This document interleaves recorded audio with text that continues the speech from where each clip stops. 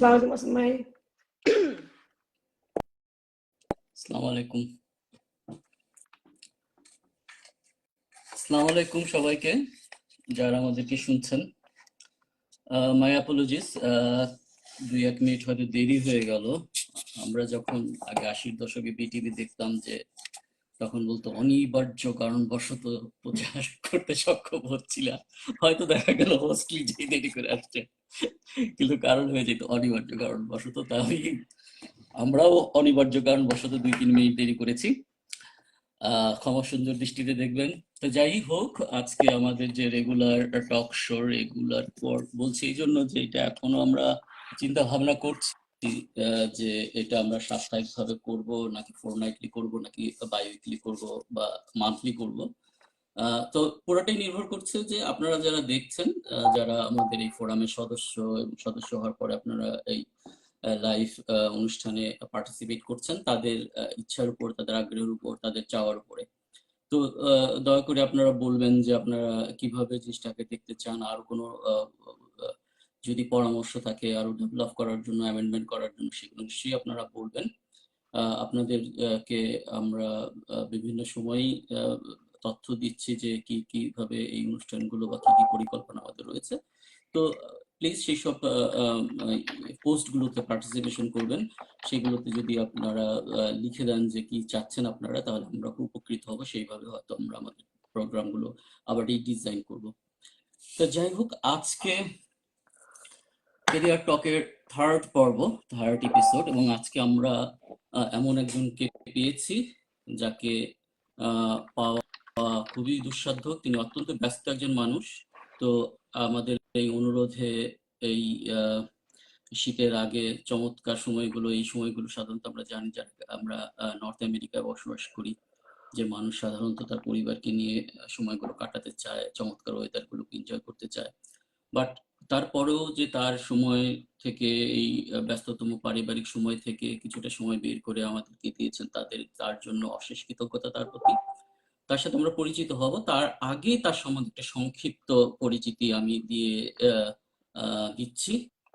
খুব কঠিন কার্য পরিচিতিটা সংক্ষিপ্ত করার, কারণ আমরা জানি যে আমরা যারা তাকে চিনি, তারা জানি তার পদচারণা বিভিন্ন সেক্টরে। তো তার নাম হচ্ছে লায়লা মেহের। লায়লা মেহের বর্তমানে জিপি মর্গান টরন্টোতে ভাইস প্রেসিডেন্ট হিসেবে কর্মরত।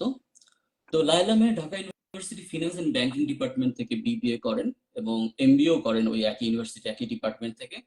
প্রফেশনাল লাইফে তিনি সার্টিফাইড, তিনি সিপিটি করেন। সিপিটি করার পরে এখন তিনি শুরু করেন তার কর্মজীবন এইচএসবিসি বাংলাদেশের মাধ্যমে।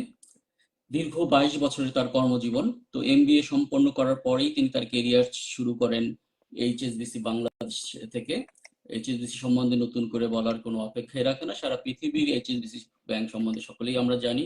One of the greatest multinational bank, যাদের যে কর্মকাণ্ড সারা পৃথিবী ব্যাপী, বাংলাদেশে রয়েছে, কানাডায় রয়েছে, ফার ইস্ট কান্ট্রিগুলোতে রয়েছে, বিশেষ করে হংকং, সিঙ্গাপুর ইত্যাদি। তো সেই এইচএসবিসিতে তিনি তার কর্মজীবন শুরু করেন। এবং এই ব্যাংকে যখন তিনি এভিবি হিসেবে ছিলেন, সেই সময় তিনি সিদ্ধান্ত নেন তিনি কানাডায় অভিবাসন গ্রহণ করবেন, এবং যথারীতি কানাডায় এসে তিনি আবার নতুন করে ব্যাংকিং সেক্টরে জয়েন করেন। তিনি জয়েন করেন টিডি ব্যাংকে। যারা কানাডিয়ান, তাদেরকে টিডি ব্যাংক সম্বন্ধে নতুন করে বলার কোনো প্রয়োজন নেই। তবুও আমাদের এই ফোরামটা যেহেতু ইন্টারন্যাশনাল ফোরাম, দেশ বিদেশে সবাই দেখে বলে আমরা প্রত্যাশা করি, বা দেখছে বলে আমরা জানি। তো তাদের উদ্দেশ্যে বলি, টিডি কিন্তু কানাডার one of the biggest bank, major 5 ব্যাংকের একটি। এবং 2021 সালে স্ট্যান্ডার্ড অ্যান্ড পোর্স নামে একটা প্রতিষ্ঠান রয়েছে, তারা একটা রেটিং বের করে। সেই অনুযায়ী টিডি ছিল কানাডার সবচেয়ে বড় ব্যাংক, লার্জেস্ট ব্যাংক। হ্যাঁ, এবং এমনকি টোটাল অ্যাসেটের দৃষ্টিকোণ থেকে। আর এই ব্যাংকটি কানাডার যে 10টি বড় বড় ব্যাংক, সরি, নর্থ আমেরিকার যে 10টি বড় বড় ব্যাংক, অর্থাৎ কানাডা, ইউএসএ, মেক্সিকো সবকিছু মিলে তাদের মধ্যে একটি। এবং আরো বড় বিষয়, 2023 সালে এই কোম্পানিটি কিন্তু ফোর্বস গ্লোবাল 2000 এর যে পাবলিকেশন বের হয় সেইখানে, যেখানে র্যাঙ্কিং বের হয় বিভিন্ন ব্যাংক বিভিন্ন প্রতিষ্ঠানে, সেইখানে তার পজিশন ছিল 43, not only in bank as well company also included in this ranking. So this is very big bank. So Laila মেহেরের একটা বদ অভ্যাস আছে, সে ছোট ব্যাংকে কাজ করে না, বড় ব্যাংক ছাড়া সে কাজই করে না। তো এইচএসবিসি বাংলাদেশ থেকে কাজ শেষ করে যখন সে কানাডায় আসলো, সে ছোটখাটো ব্যাংক অফার ছিল, জয়েন করে নাই, বলে না আমি বড় ব্যাংকে জয়েন করবো। জোকস এ পার্ট, তো সে টিডি ব্যাংকে এসে জয়েন করলো। তারপরে আবার তার ডাক আসলো এইচএসবিসি থেকে, পুরোনো প্রতিষ্ঠানে এইচএসবিসি থেকে ডাক আসলো যে we are missing you. So তিনি আবার এইচএসবিসি জয়েন করলেন, কিন্তু তিনি বললেন যে আমি তো আর বাংলাদেশে ফেরত যেতে পারি না। তাই এইচএসবিসি কানাডা থেকে তাকে অফার করলো যে তুমি এখানে ভাইস প্রেসিডেন্ট হিসেবে জয়েন করো, এবং যথারীতি তিনি এখানে ভাইস প্রেসিডেন্ট হিসেবে জয়েন করলেন। এবং তারপরে সম্প্রতি সম্ভবত 2018 যখন উনি ফ্লোর পাবেন, কারেকশন করে দিবেন যদি 2018 না হয়, 2018 কিভাবে আপনি ওকে, জিপি মর্গান উনি জয়েন করেন। একইভাবে জিপি মর্গান সম্বন্ধে কিছু বলার নেই। জিপি মর্গান আপনারা সবাই জানেন যে আমেরিকার সবচেয়ে বড় ব্যাংক, এবং পৃথিবীর একইভাবে বিভিন্ন র্যাঙ্কিং এ পৃথিবীর একটা অন্যতম বড় প্রতিষ্ঠান। ওই যে বারবার আমি বলছি, আগেই আমি বললাম যে বড় ব্যাংক ছাড়া উনি চুজ করেন না, তো জিপি মর্গান উনি চুজ করেছেন। বর্তমানে এই জিপি মর্গানেই তিনি ভাইস প্রেসিডেন্ট হিসেবে আছেন। উনি যে বিভাগে কাজ করেন, খুব কঠিন বিভাগ, আমি লিখে রেখেছি, আসলে আমার উচ্চারণ করা একটু ডিফিকাল্ট, তারপরে চেষ্টা করব। উনি জিপি মর্গানের গ্লোবাল কর্পোরেট ব্যাংকিং বিভাগের অধীনে ইন্টারন্যাশনাল ব্যাংকিং এর দায়িত্বে রয়েছেন। ব্যক্তি জীবনে লায়লা মেহের বেড়াতে পছন্দ করেন, সঙ্গীতের প্রতি একনিষ্ঠ ভক্ত, বিভিন্নভাবে প্রচুর গান শোনেন, ক্লাসিক্যাল গান শোনেন, রক শোনেন, ব্লুজ শোনেন, সবকিছু গান শোনেন, সব রকম গানের সংগ্রহ তার রয়েছে, পাশাপাশি চমৎকার গান। তো উনি, আমাদের সুযোগ হয়েছে গ্রাউন্ডের অনেক প্রোগ্রামে, আমাদের বাঙালিদের প্রোগ্রামে ওনার গান শোনার। উনি খুব ভালো গান গান, রবীন্দ্রসঙ্গীত থেকে শুরু করে সব রকম গানই উনি খুব ভালো গান। উনি ব্যস্ত মানুষ, তবু কিছুটা সময় যদি পান সেই সময়টা পরিবারকে দেন। আরেকটি ওনার হবি রয়েছে, উনি বিভিন্ন রকম রান্না করতে পছন্দ করেন, রেসিপি তৈরি করেন, বিভিন্ন রেসিপি তৈরি, নতুন রেসিপি ফিউশন তৈরি করেন। উনি বেক করতে পছন্দ করেন, কেক বেক করতে পছন্দ করেন। আপনি যদি ইচ্ছে করে ওনাকে একটুখানি বলবেন, যে রিকোয়েস্ট করবেন যে আমার কেক বানিয়ে দিবেন, উনি বিনা পয়সা কেক বানিয়ে আপনার বাসায় পৌঁছায় দিবেন। তো এই সব ফ্যাসিলিটি ওনার কাছে পাবেন, এগুলো আমি গোপনে আপনাদেরকে জানিয়ে রাখি। আর ওই যে বললাম যে বিভিন্ন রেসিপি ফিউশন তৈরি করেন, এবং এইসব ফিউশন তৈরি করে করে সারা টরন্টোবাসীকে অলমোস্ট খাইয়ে ছেড়েছেন, সবাইকে বাসায় দাওয়াত করে খাওয়ান, এবং তাদের বলতে বাধ্য করেন খুব সুস্বাদু হয়েছে, খুব সুস্বাদু হয়েছে। জোকস এপার্ট, আমি নিজে এইসব খাবারের গিরিপি, এবং আসলে খুব সুস্বাদু হয়। হাঁপাই গেছি আসলে, ওনার ক্যাপে এত ফিদার যে বলতে বলতে অনেক সময় লাগে। যাই হোক, যেহেতু অনুষ্ঠানের সময় কম, তো আমরা বেশ সংক্ষিপ্ত করলাম আর কি। ধন্যবাদ লায়লা মেহের, আপনাকে শুভেচ্ছা, অভিনন্দন আমাদের অনুষ্ঠানে। আপনাকে অভ্যন্তরণ জানাচ্ছি। থ্যাংক ইউ মাসুম ভাই। আর প্রথম কথা হচ্ছে, এত ওয়ান্ডারফুল একটা ইন্ট্রোডাকশন, এখন তো মনে হচ্ছে যে আমি আসলে কানাডার নেক্সট ইলেকশনে এমপি, অ্যাটলিস্ট পিএম হিসেবে দাঁড়ায় যেতে পারি, আর আপনাকে হচ্ছে আমার স্পোকস পারসন হিসেবে অ্যাপয়েন্টমেন্ট দিয়ে দিব। ধন্যবাদ। তো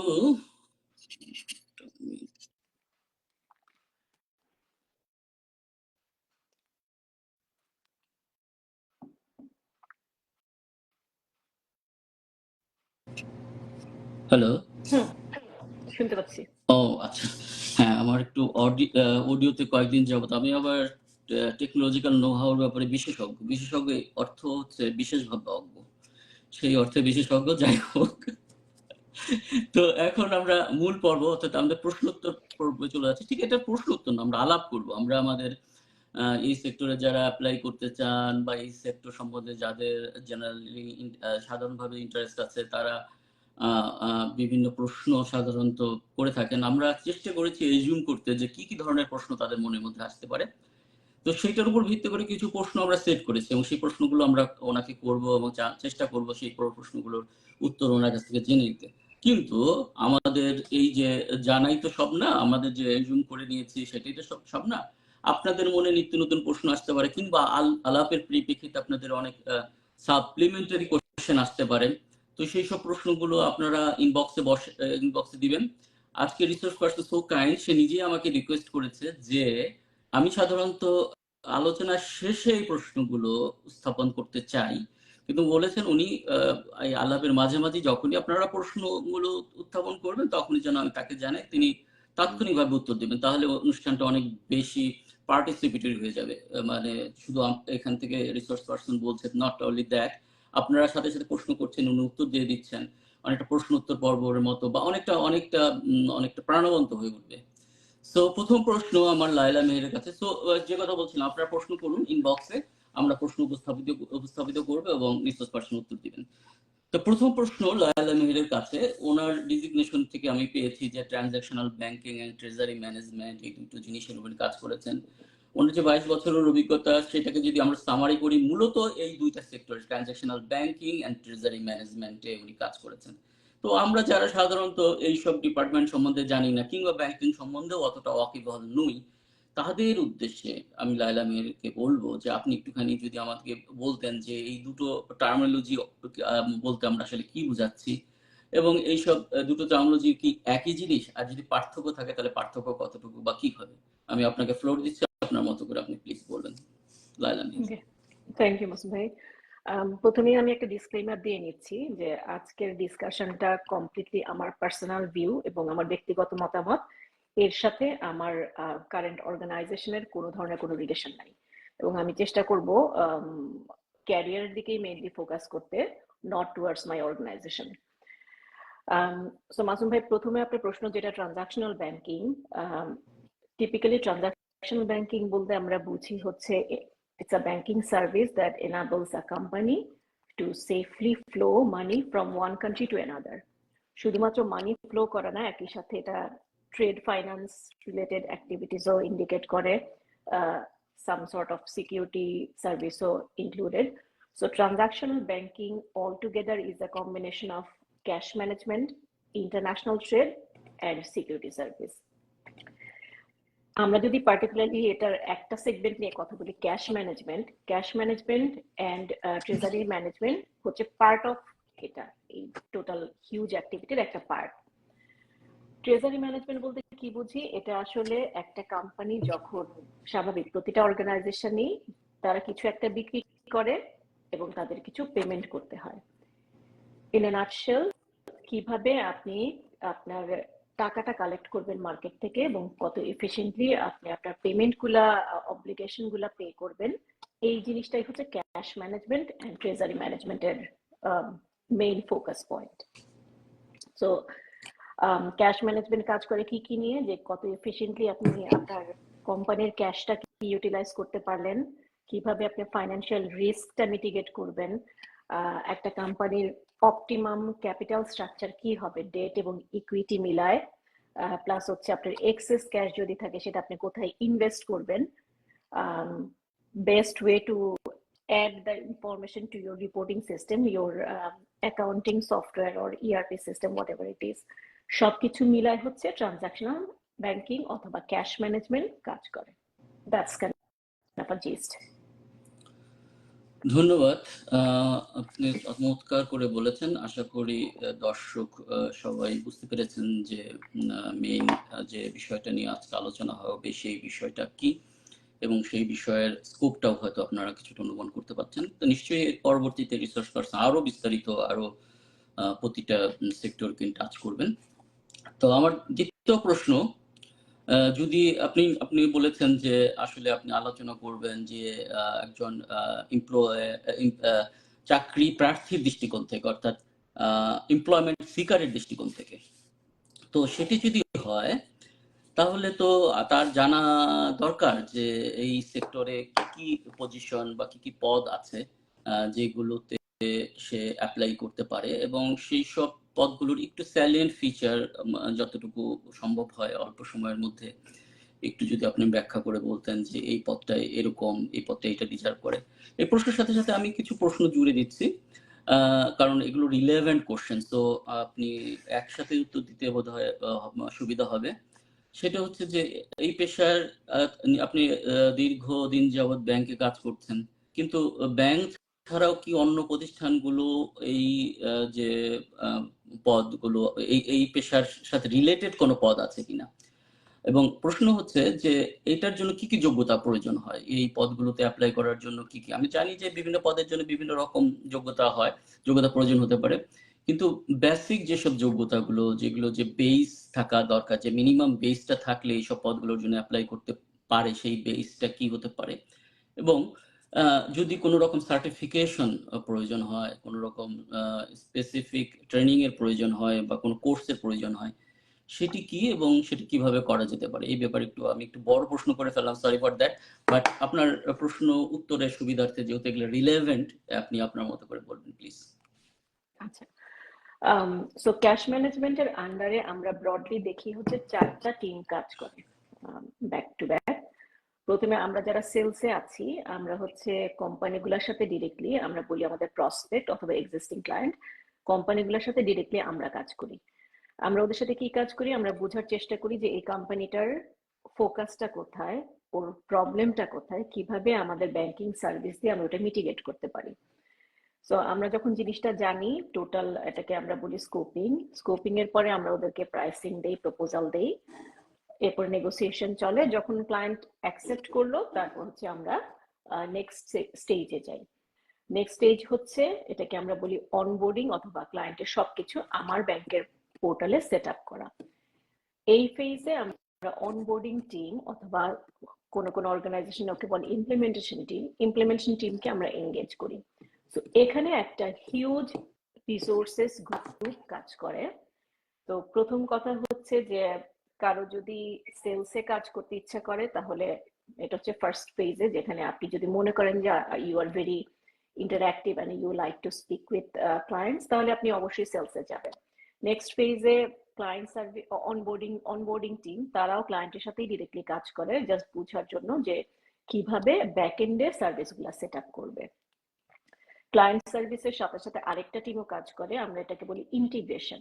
ইন্টিগ্রেশন হচ্ছে প্রত্যেকটা কোম্পানি নিজস্ব একটা ইআরপি সিস্টেম বা একটা অ্যাকাউন্টিং সফটওয়্যার ইউজ করে, কিভাবে ব্যাংকিং পোর্টালটা আমরা ওদের ইআরপি বা অ্যাকাউন্টিং সফটওয়্যারের সাথে ইন্টিগ্রেট করব, সেটার জন্য ইন্টিগ্রেশন টিম কাজ করে। অ্যান্ড ফাইনাল স্টেজে যখন আমার ক্লায়েন্টের সেট আপ শেষ, আমরা তখন এটা সার্ভিসিং টিমকে দিই। সার্ভিসিং হচ্ছে একটা হিউজ টিম, যেটা ডে টু ডে ক্লায়েন্টের সাথে বিভিন্ন ট্রানজাকশন রিলেটেড কোনো কিছু যদি থাকে, ওইটা নিয়ে কাজ করে। সো প্রথমে আসি সেলসের ব্যাপারে। সেলসে নর্থ আমেরিকাতে আমি যেটা করেছি সেটা হচ্ছে certified treasury professional, CTP. CTP হচ্ছে ওয়েল অ্যাকসেপ্টেড একটা ডেজিগনেশন। সেলসের জন্য এটা খুবই important to have a CTP. যদি নাও করা থাকে, তারপর আপনি যদি বলেন আম পারসুইং ফর আ সিটিপি, সেটাকেও পজিটিভলি দেখবে। সিটিপির ইকুইভ্যালেন্ট একটা ডেজিগনেশন, যেটা মোর টু ইউকে, ইউরোপ অথবা আমাদের এশিয়ান কান্ট্রিগুলোতে অ্যাকসেপ্টেবল, সেটা হচ্ছে cert ICM, certified international cash and treasury management. Cert আইসিএমও ওয়েল অ্যাকসেপ্টেড, বাট এটা হচ্ছে ওই কন্টিনেন্টের জন্য। সেকেন্ড ফেজে যদি আপনি ইমপ্লিমেন্টেশনের দিকে যান, আমি নর্থ আমেরিকায় দেখি যে যারা ইমপ্লিমেন্টেশনে কাজ করে বেশিরভাগই পিএমপি কোর্স পার্সু করে। পিএমপি হচ্ছে প্রজেক্ট ম্যানেজমেন্ট প্রফেশনাল। তো এটা কি করে, এটা ওকে হেল্প করে যে একটা প্রজেক্ট প্ল্যান তৈরি করতে, based on clients go live date এবং কখন আমরা ইমপ্লিমেন্টেশন শুরু করি সেটার উপরে। So PMP is a good way, কেউ যদি ফোকাস করে যে আমি ইমপ্লিমেন্টেশনে কাজ করব। ইন্টিগ্রেশন টিমের জন্য আমি দেখি যে কিছু common software or accounting ERP system এখানে কোম্পানিগুলো ইউজ করে, এসএপি, ওরাকল, মাইক্রোসফট ডাইনামিক্স। এই তিনটা অর্গানাইজেশনেরই কিন্তু একটা সার্টিফাইড একটা ট্রেনিং কোর্স আছে, যেখানে ওরা সার্টিফাই করে after completing the course that they are certified as SAP অথবা ওরাকল অথবা মাইক্রোসফট ডাইনামিক্স, এই ডেজিগনেশনটাও ইম্পর্টেন্ট। কারণ যদি মনে হয় যে আমার কিছু বেসিক আইটি নলেজ আছে, তো তারা আসলে এই ধরনের সার্টিফিকেশন করলে ইন্টিগ্রেশন টিমে ইজিলি তাদের পজিশন এনশোর করতে পারবে। ক্লায়েন্ট সার্ভিসিং এ যারা আছে তাদেরকে আমি দেখি মেনলি খুব একটা এটা কমন না, but it's good to have six সিগমাটা করে। তো সিক্স সিগমা আসলে আমার নিজেরও আন্ডারস্ট্যান্ডিং প্রথমে ছিল এটা হচ্ছে টাইকুন্ডু বা কুংফু কারাটের কোনো একটা পার্ট, বাট এটা না, এটা কোনো ধরনের ব্ল্যাক বেল্ট রিলেটেড কিছু না, এটা হচ্ছে mainly purely client service related একটা ডেজিগনেশন। এটা এটা হচ্ছে আপনি যখন ক্লায়েন্টের সাথে কাজ করবেন ডে টু ডে, যদি কোনো এরার হয় ওই ফিডব্যাকটা নিয়ে কিভাবে আমাদের ইন্টারনাল ব্যাংকের প্রসেসটা ইমপ্রুভ করবো যাতে এই এরারটা ভবিষ্যতে আর না হয়, এটা নিয়ে ওরা কাজ করে। এগুলো প্রত্যেকটাই good to have designation, but এমন না যে এগুলো না হলে চাকরি হবে না। চাকরি হওয়ার জন্য আপনার বেসিক কি জিনিসটা লাগবে, যে একটা কান্ট্রির ক্লিয়ারিং সিস্টেমটা বোঝা। একটা কান্ট্রিতে হাই ভ্যালু ক্লিয়ারিং সিস্টেম থাকে, লো ভ্যালু ক্লিয়ারিং সিস্টেম থাকে, চেকের জন্য পেপার বেসড একটা ক্লিয়ারিং সিস্টেম থাকে। তো আপনার যদি আচ্ছা, বেসিক নলেজটা থাকে। ক্লিয়ারিং সিস্টেম জি, কি ওই যে আমাদের রাস্তা যে পরিষ্কারের ওই ড্রেনেজ পরিষ্কারের সিস্টেমটার কথা বলছেন? আপনি কি রাস্তার মধ্যে টাকা ফেলে রাখেন? ও আচ্ছা আচ্ছা আচ্ছা, না না আমি ক্লিয়ারিং, তো এখানে প্রতিটা কান্ট্রিরই ধরেন আমরা কানাডাতে যেটা কমনলি ইউজ করি ইন্টারঅ্যাক্ট পেমেন্ট। আপনি যদি আমাকে টাকা দিতে চান, মনে করেন এই যে আমি আপনার সাথে আপনার প্রোগ্রামে যে আজকে গেস্ট হিসেবে আসলাম, তো আপনি আমাকে কিভাবে টাকা দিবেন? আপনি আমাকে ইন্টারঅ্যাক্ট করে টাকা দিতে পারেন। তো এটাও একটা ক্লিয়ারিং সিস্টেমের পার্ট। বেশিরভাগ কোম্পানি ওরা চেক লিখে ক্রস বর্ডার পেমেন্টস গুলো ধরেন ওয়ায়ারের থ্রুতে হয়, cross border wire, locally payment, we call it EFT in Canada. এই ক্লিয়ারিং সিস্টেম গুলো সম্পর্কে যদি আপনার আইডিয়া থাকে তাহলে আপনি এখানে ক্যাশ ম্যানেজমেন্টে ক্যারিয়ার শুরু করতে পারবেন। তো আমি জানি যে শুরু করাটা টাফ, বাট অ্যাকচুয়ালি আপনি যদি once you know the system, then it's very easy to navigate within this industry. তো এই হচ্ছে ডেজিগনেশনের ব্যাপারগুলো আমি বললাম, টিমের ব্যাপারগুলো বললাম। আমি কি কোনো পয়েন্ট মিস আউট করে যাচ্ছি? কোনো সার্টিফিকেট, হ্যাঁ বলেছেন, এটাও বলেছেন আপনি, না কোনো মিস আউট হয়নি। তো আপনার এই প্রশ্ন মানে উত্তর যখন আপনি দিচ্ছিলেন আমি তখন শুনছিলাম, তো আমার কাছে একটা জিনিস মনে হলো যে এখানে বোধহয় আউটসোর্সের কোনো স্কোপ রয়ে গেছে, এবং আমরা আমাদের এক্সপিরিয়েন্স থেকে আমরা যারা নর্থ আমেরিকা বিভিন্ন সেক্টরে কাজ করি, সেখানে আমিও একটা অন্য আরেকটা সেক্টরে হয়তো কাজ করি, সেখানে আমরা দেখি যে আউটসোর্সিং এর ব্যাপারটা বলতে গেলেই আমরা একটা বিশেষ দেশ ভারতবর্ষ, সেই দেশের একটা বড় সুযোগ বা সেই দেশের একটা প্রাপ্তি। আউটসোর্সিং মানেই এই দেশের কোম্পানিগুলো সেই দেশে যায়, সেই দেশের যে সিটিগুলো বেঙ্গালুরু কিংবা চেন্নাই, এমনকি আমাদের পাশের শহর কলকাতাও প্রচুর লোকজন এখন আউটসোর্সিং করছে, প্রচুর প্রতিষ্ঠান আউটসোর্সিং করছে। তো আমার নিজেরও ব্যক্তিগত জানার ইচ্ছা যে কেউ হয়তো এই কানাডাতে আসবে না বা কানাডার ইমিগ্রেশন নেবে না, সে বাংলাদেশে থাকে বা বাংলাদেশের নাগরিক, কিন্তু সে এই কিছু কোর্স করে বা কিছু নো হাউ জেনে এই সেক্টরে প্রবেশ করতে চায় এবং আউটসোর্সার হিসেবে সে কন্ট্রিবিউট করতে চায় এবং কি বাংলাদেশের জন্য কিছু ফরেন কারেন্সিও এনে দিতে চায়।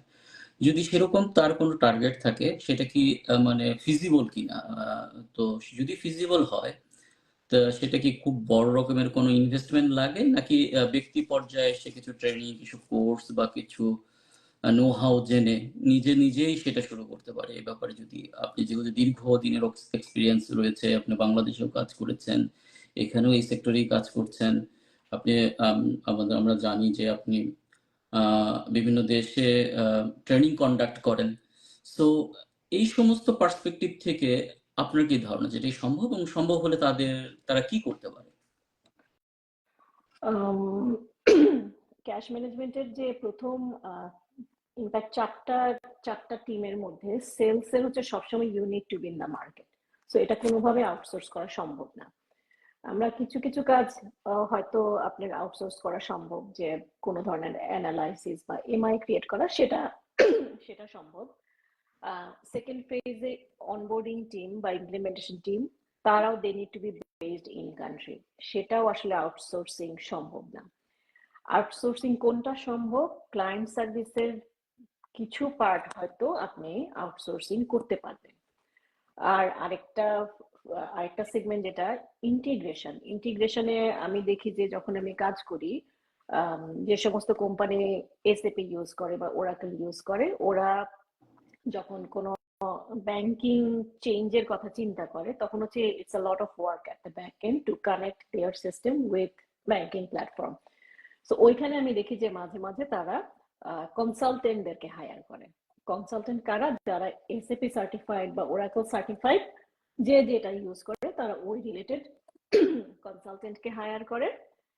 কনসালটেন্ট তখন ব্যাক এন্ডে একই সাথে ব্যাংকের সাথে এবং ক্লায়েন্টের সাথে, কোম্পানির সাথে কাজ করে। এটা ভেরি মাচ পসিবল। হ্যাঁ, আপনার কথা ঠিক যে এই এন্ডে ইন্টিগ্রেশনে আমি প্রচুর ইন্ডিয়ান লোকজনদেরকে দেখি। দুইটা কারণে তাদের মার্কেটে পজিশন এত স্ট্রং। এক হচ্ছে যে দে আর অলরেডি কোয়ালিফাইড এবং দে হ্যাভ এস্টাবলিশড যে তারা আইটিতে দে আর দ্য লিডার। তো এখানে এমন না যে আমরা পারবো না, কিন্তু someone will have to take the initiative. যে আমাদের এখানে যদি বাংলাদেশে একটা আইটি ফোকাসড আইটি হাব করে সেইভাবে যদি বড় বড় কোম্পানিগুলোর সাথে যোগাযোগ করে তাদেরকে যদি ওই কনফিডেন্সটা দেওয়া যায় যে they can rely on us. শুধু এটা রিলাই করার ব্যাপার না, এখানে প্রচুর কনফিডেন্সিয়ালিটির ব্যাপার থাকে, ইন কান্ট্রি কিছু রুলস এন্ড রেগুলেশনস থাকে যেগুলো হচ্ছে আপনাকে ফলো করতে হবে। সবকিছু মিলায় আপনার যদি ওই ধরনের নেটওয়ার্কিং যদি করা যায়, এটা আর কিছুই না, just you have to give the confidence to the company that you are able to do it. তাহলে আমার মনে হয় প্রচুর কাজ আসলে করা সম্ভব। সেলস আর অনবোর্ডিং এ সম্ভব না, but other two segment in cash management এখানে আউটসোর্সিং সম্ভব। ধন্যবাদ আপনাকে। তো যারা বাংলাদেশে থেকেও শুনছেন, তো তাদেরও একটা প্রশ্ন হয়তো মনের মধ্যে উদিত হতো যে এখান থেকে কিভাবে এই সেক্টরে প্রবেশ করা যায় এবং এই সেক্টর থেকে কিছু অর্জন করা যায়, তার প্রশ্নের উত্তর আপনারা নিশ্চয়ই পেয়ে গেছেন। এবার আবার ব্যাক টু দ্য ক্যানাডা বিষয়। তো উনি এখন ক্যানাডায় কাজ করছেন এবং আমাদের এই ফোরামে ক্যানাডার লোকজনও আছেন। সো কানাডার পার্সপেক্টিভ থেকে প্রশ্ন যে এই সেক্টরে কানাডা কি সাফিসিয়েন্ট জব আছে কিনা, অর্থাৎ যেটা ডিমান্ড সাইড, অর্থাৎ জব মার্কেট যদি একটা মার্কেটের সাথে তুলনা করে, এটা সাপ্লাই সাইড নিয়ে আমরা কথা বললাম এতক্ষণ। এখন ডিমান্ড সাইড কি বলে, যে ডিমান্ড সাইডটা যথেষ্ট পরিমাণে ভ্যাকেন্সি আছে কিনা, বা থাকলে সেটার মাত্রাটা কত, খুবই অল্প কিনা কিংবা একটু বড় কিনা, সেই বিষয়টা একটু আপনি আপনার মতো করে যদি একটু আমাদেরকে বলতেন। এটা শুধু ক্যানাডায় না, আমি বলবো ওয়ার্ল্ড ওয়াইড এটা এটা বিশাল একটা ইন্ডাস্ট্রি এবং এখানে কনস্ট্যান্টলি উই নিড পিপল। কারণ যত কোম্পানির সংখ্যা বাড়ে তত আসলে আমাদের কোম্পানি এন্ডে প্লাস ব্যাংকের এন্ডে দুই জায়গাতেই আসলে লোক দরকার হয়। ক্যানাডার পার্সপেক্টিভে ক্যানাডাতে আসলে আমরা বিগ 5 ব্যাংকই মেইনলি দেখি, 5টা বড় ব্যাংক। এর বাইরেও কিন্তু ক্যানাডার আপনি যদি ফাইন্যান্সিয়াল ইন্ডাস্ট্রিটা দেখেন, এখানে schedule 1 bank, schedule 2, schedule 3 bank, প্রচুর ক্রেডিট ইউনিয়ন, তারপরে regional bank, lending only bank, all together it's a huge industry. প্রতিটা ব্যাংকেরই ক্যাশ ম্যানেজমেন্ট বা ট্রেজারি ম্যানেজমেন্টের একটা টিম থাকে। সো এখানে ওভারঅল বিশাল একটা অপরচুনিটি আমি বলবো। সেকেন্ডলি, শুধুমাত্র যে ব্যাংকগুলা বা ফাইন্যান্সিয়াল ইনস্টিটিউশন গুলাই একমাত্র কাজের স্কোপ তা না, আপনার প্রচুর টেকনোলজি স্টার্ট আপ কোম্পানি আমি দেখি যারা এখন কাজ করে ব্যাংকের সাথে। কারণ ব্যাংক এখন অবভিয়াসলি সব কাজ নিজেরা করে না, যেই কোম্পানি, যেই টেকনোলজি কোম্পানি, যেই এন্ডে তারা ভালো, তাদেরকে কিছু একটা কাজ আউটসোর্স করে দেয়। তো ওইখানেও আপনার এই নলেজটা কিন্তু জানাটা খুব ইম্পর্টেন্ট। সেখানেও আপনি কাজ করতে পারেন। প্লাস হচ্ছে আমি দেখেছি যে সমস্ত কোম্পানিগুলোর সাথে আমরা কাজ করি, আমি যেমন ব্যাংককে রিপ্রেজেন্ট করি, ওইখানে ওই কোম্পানির এন্ডেও রিপ্রেজেন্ট করার জন্য তাদেরও একটা ট্রেজারি টিম থাকে। তো আপনার যদি নলেজ থাকে ওভারঅল কিভাবে how treasury works in Canada, তাহলে আপনি কোম্পানির এন্ডে কাজ করতে পারেন অ্যাজ এ ট্রেজারার, অথবা আপনি এই ধরনের টেক কোম্পানিগুলোতেও কাজ করতে পারেন যারা ব্যাংকের সাথে কাজ করে, অথবা আপনি ব্যাংকগুলা ফাইন্যান্সিয়াল ইনস্টিটিউশনে যে বিশাল একটা ইন্ডাস্ট্রি সেখানেও আপনি কাজ করতে পারেন। সো অল টুগেদার আমি বলবো যে কাজের অপরচুনিটি এখানে প্রচুর আছে। Thank you. তো আপনারা নিশ্চয়ই বুঝতে পেরেছেন লায়লা মেহেরের লাস্ট যে মন্তব্য, তা সেটার রেশ ধরে বলছি যে আপনাদের স্কোপটি অনেক বেশি। যেমন আপনি সার্ভিস প্রোভাইডারের এখানেও কাজ করতে পারেন, আবার যারা সার্ভিস নিচ্ছে সেখানেও কাজ করতে পারেন। তো এটা দুতরফেই, এবং অনেকেই হয়তো আপনি নিশ্চয়ই দেখেছেন যারা একবার হয়তো ব্যাংকে চাকরি করছে, আবার ব্যাংকে চাকরি ছেড়ে হয়তো কোম্পানির পক্ষে ব্যাংকের সাথে ডিল করার কাজ করেছেন। এরকম তো নিশ্চয়ই আপনি আপনার অভিজ্ঞতার আলোকে দেখেছেন। হ্যাঁ, এরকম প্রচুর আমিও দেখি। ইনফ্যাক্ট আপনি যখন ব্যাংকে যদি ভালো কাজ করেন, বড় বড় কোম্পানিগুলো চাবে যে আপনাকে হায়ার করে নিতে, অথবা আপনি ভালো একটা কোম্পানিতে যদি কাজ করেন, ব্যাংকগুলো যদি দেখে যে you are a good resource person, তাহলে ব্যাংকগুলোও অফার করে, তারাও নিয়ে নেয়। সো ইটস ভেরি কমন যে একই সাথে you can switch back and forth from financial institution to a company. Fantastic. So আমরা প্রায় শেষ পর্যায়ে চলে এসেছি। মাসুম ভাই, এখানে আমি আরেকটা জিনিস একটু অ্যাড করতে চাই। আচ্ছা। বাংলাদেশ থেকে অথবা ইভেন উইদিন দ্য ইন্ডাস্ট্রি কেউ যখন এখানে এই এন্ডে কাজ করবে, দুইটা জিনিস খুব ইম্পর্টেন্ট। এক হচ্ছে নেটওয়ার্কিং, নতুন চাকরিতে জয়েন করার জন্য নেটওয়ার্কিংটা খুব ইম্পর্টেন্ট। সেকেন্ড হচ্ছে উইদিন দ্য অর্গানাইজেশন আপনি যখন কাজ করবেন তখনও ইন্টারনালি আপনার নেটওয়ার্কিংটা খুব important. Networking is a part of Canadian or north American culture.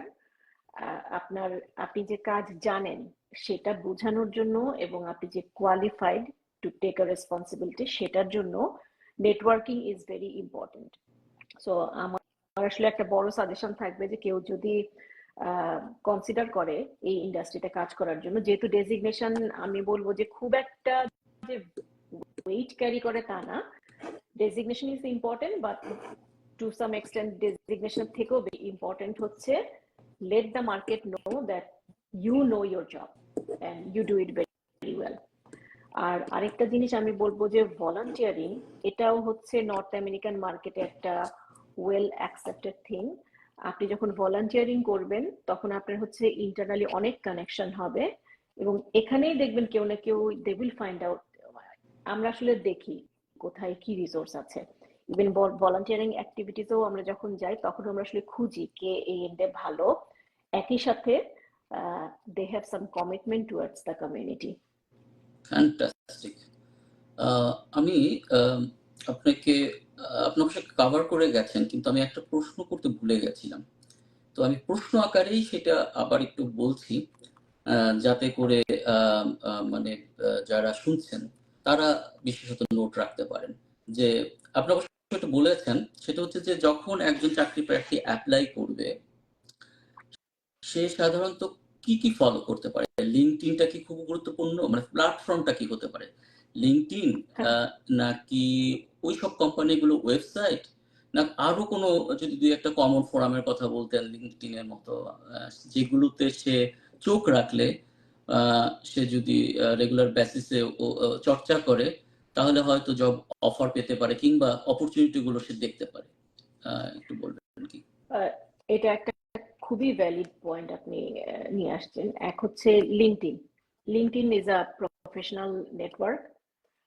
এখানে মানে এটা হচ্ছে আমি বলবো যে সামারি অফ ইয়োর এক্সপিরিয়েন্স, যেটা কিনা you need to showcase to everyone. আমরা আসলে যখন লিঙ্কডইনে আমরা যখন কারোর সাথে কানেক্টেড হই, we keep a database of all resources বিভিন্ন লেভেলের। আজকে হয়তো আমার একটা অ্যাসোসিয়েট বা অ্যানালিস্ট দরকার, কালকে হচ্ছে আমার একটা সিনিয়র ম্যানেজার দরকার। আমরা আসলে লিঙ্কডইনের থ্রুতে, শুধু আমরা না, সব সব সব এইচআর হেডহান্টার যারা, তারা আসলে লিঙ্কডইনের থ্রুতেই সবসময় একটা ডেটাবেস ওরা মেনটেন করে যে কাকে কখন কোথায় অফার দেওয়া যাবে। So LinkedIn is a good way to portray your capabilities and your good work. আরেকটা জিনিস আমি বলবো যে আপনি লিঙ্কডইনে ধরেন আপনার ডেজিগনেশন হচ্ছে সিনিয়র ভাইস প্রেসিডেন্ট, কিন্তু আপনি কানাডাতে অ্যাপ্লাই করলেন একটা নর্মাল অ্যাসোসিয়েট পজিশনে, তখন কিন্তু দেয়ার ইজ এ ডিসক্রিপেন্সি, যে হায়ারিং ম্যানেজার ভাববে যে আমি এত জুনিয়র পজিশনের জন্য এত সিনিয়র কাউকে যদি নেই, ও আসলে আসবেও না, আসলেও থাকবে না। So you need to sometime downgrade your resume. আমি বলবো না লিঙ্কডইনটাকে আপনার ডাউনগ্রেড করতে হবে। আপনি যখন অ্যাপ্লাই করবেন একটা পজিশনে তখন হচ্ছে কাস্টমাইজ একটা রেজুমে বানাবেন টুয়ার্ডস দ্যাট পার্টিকুলার পজিশন। লিঙ্কডইনের থ্রুতে নেটওয়ার্কিংটা খুব ইম্পর্টেন্ট। সেকেন্ডলি হচ্ছে কোম্পানির যে ওয়েবসাইট, সেখানেও আপনাকে কিন্তু আপনার একটা প্রোফাইল ক্রিয়েট করতে হবে অ্যাপ্লিকেশন করার সময়।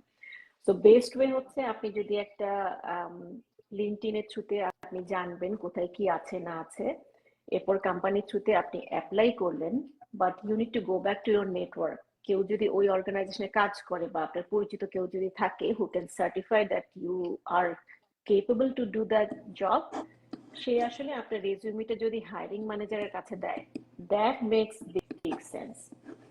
কারণ এখানে হাজার হাজার রেজুমি আসে, হায়ারিং ম্যানেজারের পক্ষে আসলে সম্ভব না সবগুলো রেজুমি গো থ্রু করা। সো রিলায়েবল কেউ যদি বলে যে আই নো দিস পারসন, ওই কাজটা পারবে, তখন hiring manager at least will ensure that they will call you at least for the interview. তো আমি আসলে আরেকটা জিনিসও বলবো, ইনিশিয়ালি এসে আমার আসলে অনেকটুকু সময় দিতে হয়েছিল যে বোঝার জন্য এখানকার ফাইন্যান্সিয়াল ইন্ডাস্ট্রিটা কিরকম।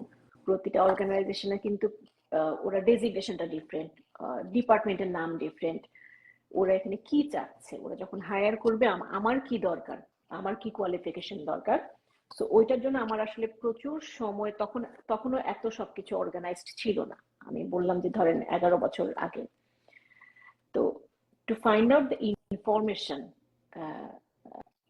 কিভাবে আমি আসলে আমাকে এই জব মার্কেটে মার্জ করতে পারি, সেটার জন্য I had to do a lot of background work, এবং সেটা আমার একাই করতে হচ্ছিল।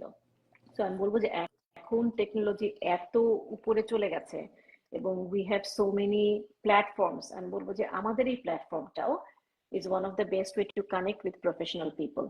এখানে প্রচুর কেনেডিয়ান আছে যারা কোনো না কোনো সেগমেন্টে দে হ্যাভ এক্সপার্টিস। তো নেটওয়ার্কিং যদি শুরু করতে হয়, try with your known people, যারা আপনাকে অলরেডি জানে, then use them as your connection, they will connect you with someone else. এভাবেই আসলে আপনার নেটওয়ার্কটা বিল্ড আপ করতে হবে। তো আমি বলবো যে যদি কোনো প্ল্যাটফর্ম থাকে, LinkedIn is a good way, আমাদের এই প্ল্যাটফর্মটা it's also a wonderful professional platform to connect with people. এভাবেই আসলে আপনাকে নিজের মার্কেটিং করা। সত্যি কথা এটা হচ্ছে যে you have to market yourself.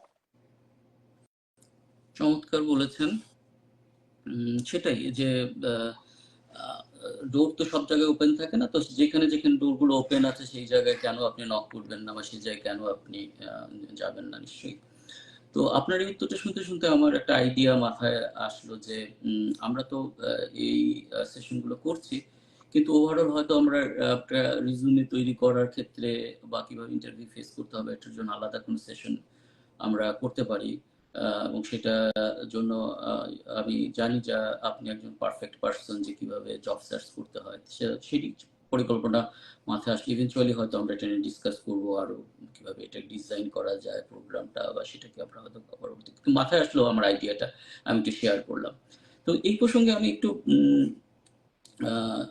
একটা জিনিস, আমার প্রশ্ন প্রায় শেষের দিকে।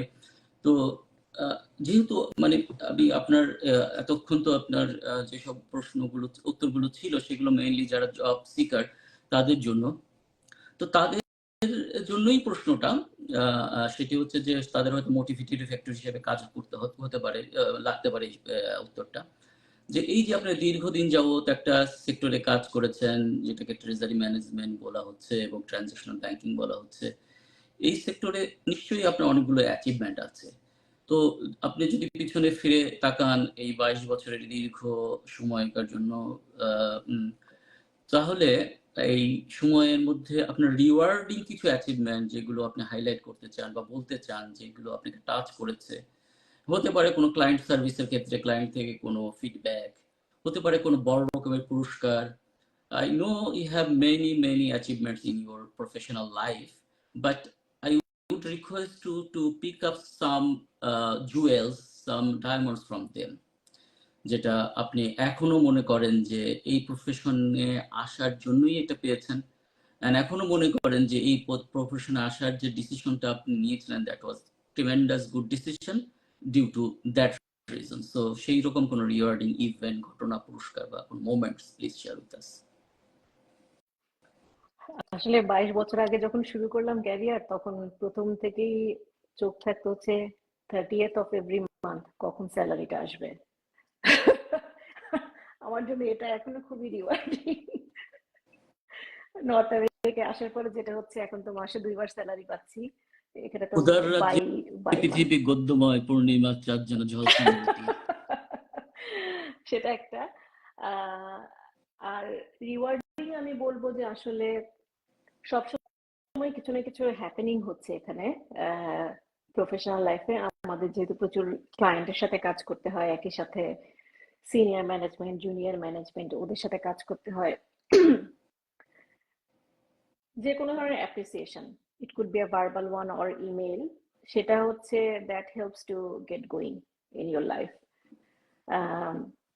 আমার জন্য one of the biggest achievement আমি বলবো যে যখন আহ, এক সেগমেন্ট থেকে আমি আরেক সেগমেন্টে গেলাম বা এক অর্গানাইজেশন আরেক অর্গানাইজেশনে গেলাম, the way they are valuing my experience, সেটা হচ্ছে আমি বলবো যে খুবই রিওয়ার্ডিং।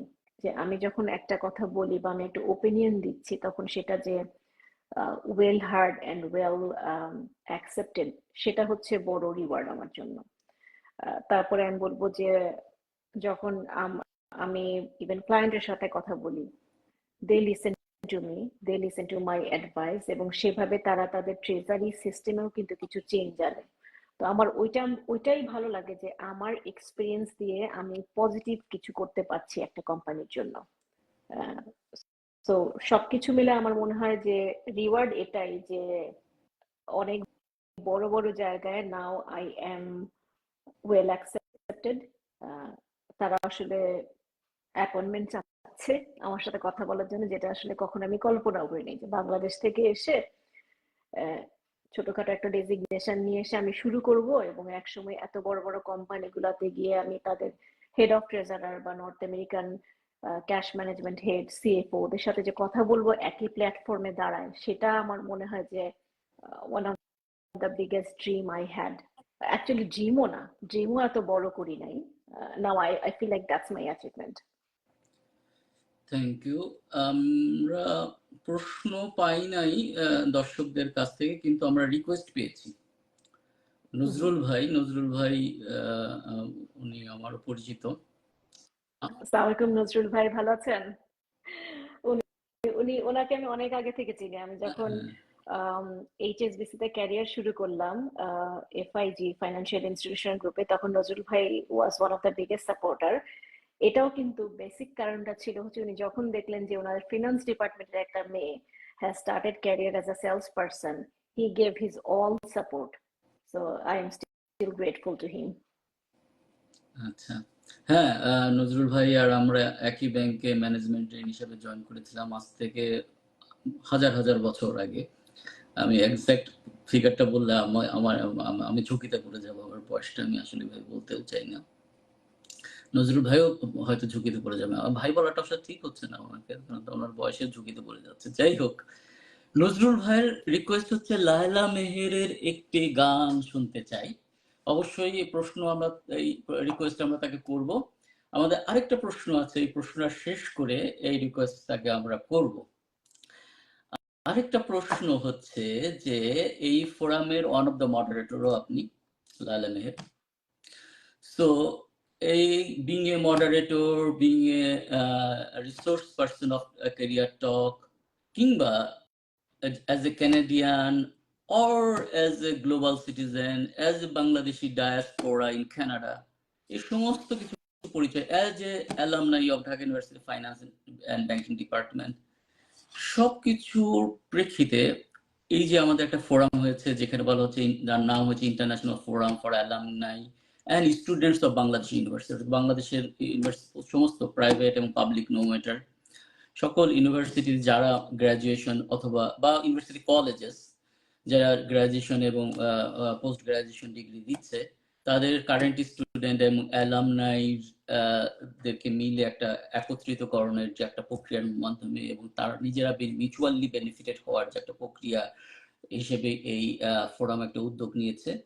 তো এই ফোরামের মেম্বারদের উদ্দেশ্যে, এই ফোরামে যারা শুনছে আপনাকে এবং যারা শুনবে, আমরা এই শুধু শুধু শুনছে বলে আমরা এটাকে টাইনি করে ফেলছি। আসলে এমন অনেকে আছে হয়তো এখন শুনতে পাচ্ছে না লাইভ, কিন্তু এটা 30 দিন পর্যন্ত এই ভিডিওটা থাকবে as per Facebook policy.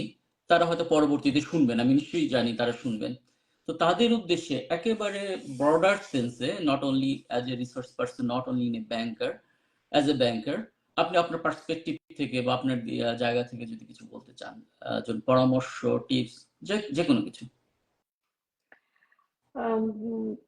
Best advice হচ্ছে যে ফেসবুক শুধুমাত্র কিন্তু গল্প করার জায়গা না, আহ, মানুষের স্টেটাস দেখার জায়গা না। Use it in a productive way. তো আমার মনে হয় আমাদের যে ফোরামটা বা এই ধরনের প্রফেশনাল যে ফোরামটা, সেটার থ্রুতে ইন্টারনালি কানেক্ট করা সবার সাথে, আহ, এটা খুব ইম্পর্টেন্ট। এমন না যে আপনার বাইরে আসতে হবে বা আসার জন্য আপনার সাপোর্ট দরকার, শুধু তাই না, ইভেন উইদিন বাংলাদেশ আপনার যদি মনে হয় যে আমি সিম্পল জিনিস, যে আমি এই এন্ডে পড়াশোনা করলাম, আমি এখন এই এন্ডে ব্যাকগ্রাউন্ডে ক্যারিয়ার কিছু করতে চাই, সেটা যদি আপনার মনে হয় যে আপনার একটা সাজেশন দরকার, আপনি প্ল্যাটফর্মটাকে ইউজ করে আপনি কিন্তু সাজেশনটা নিতে পারেন। তো যেটা হয়, অ্যাটলিস্ট এই ধরনের ফোরামগুলোতে আপনি শুনতে পারবেন যে কে কোন এন্ডে কাজ করে, কার কোথায় এক্সপার্টিজ, কার কোথায় নেটওয়ার্ক আছে। So you can leverage the forum members, you can leverage their experience, you can leverage their networks. So আমিও মাঝে মাঝে যে অনেক সময় থাকে যে একটা সিচুয়েশন চলে আসলো অর্গানাইজেশন, এটা কিভাবে ট্যাকল দিব আমি বুঝি না, তখন আমি সিনিয়র কারো অ্যাডভাইস কিন্তু নেই যে এরকম সিচুয়েশনে গিভ মি সাম গাইডেন্স, যে আমি কিভাবে জিনিসটা হ্যান্ডেল করব।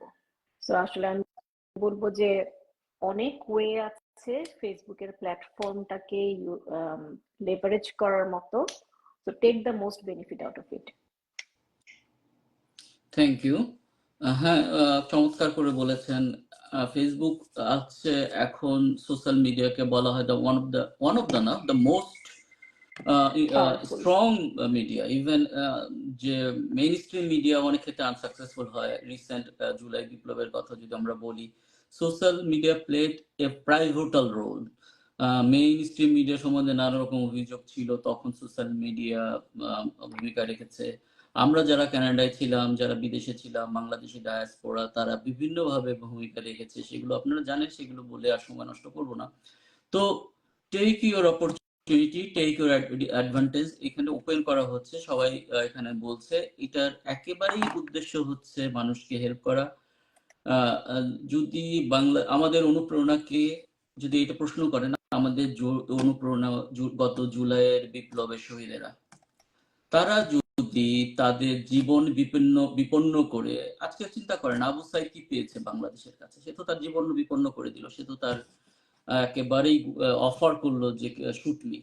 তো তারা যদি তাদের জীবন বিপন্ন করে দেশের জন্য চিন্তা করতে পারে, তাহলে আমরা আমাদের কিছুটা সময় বা কিছুটা এফোর্টস দিয়ে হয়তো সামগ্রিকভাবে আমাদের বাঙালি অরিজিন মানুষজন যারা সারা পৃথিবীতে আছে, বাংলাদেশে আছে, অস্ট্রেলিয়া আছে, ইউরোপে আছে, নর্থ আমেরিকা আছে, তাদের জন্য আমরা কিছু করব না কেন? সেই চেতনা থেকেই কিন্তু এই ফোরামটা তৈরি হয়েছে।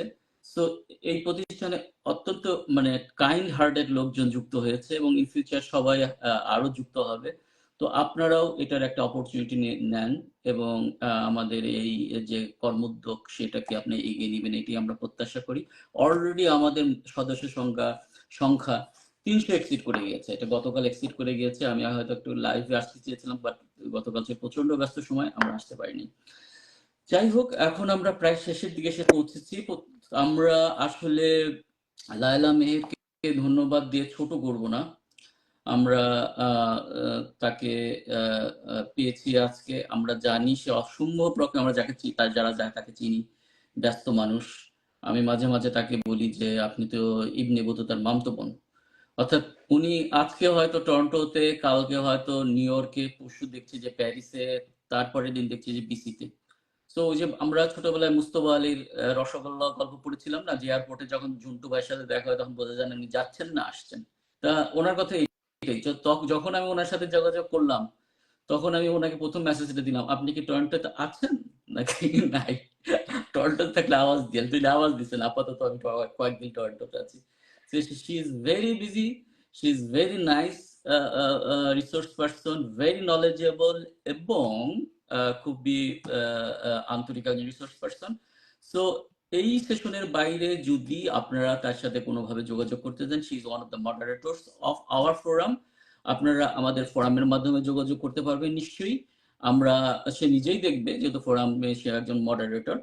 সো এবং শুধু আজকের কথাই বলছে না, এর আগেও দুটো এপিসোডে দুজন চমৎকার ব্যক্তি এসেছেন রিসার্চ পারসন। প্রথমটা এসেছেন আওয়াজ পারভেজ ভাই, he is very good in AML professions.